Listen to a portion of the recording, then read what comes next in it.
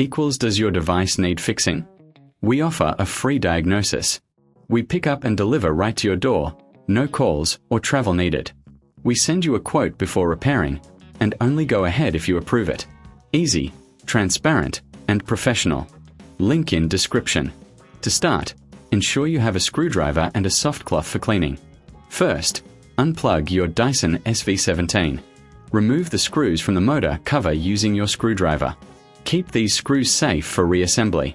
Once the cover is off, visually inspect the motor for any signs of damage or wear. Look for discoloration or unusual sounds when you turn it by hand. If you notice anything concerning, it's time for a professional diagnosis without obligation. Clean any dust or debris from the motor area with your cloth. This helps maintain performance.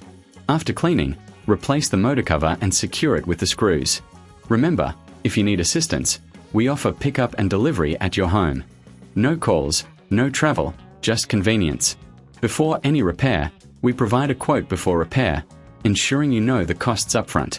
Regular checks can extend the life of your Dyson. Keep it running smoothly and efficiently. Does your device need fixing? We offer a free diagnosis.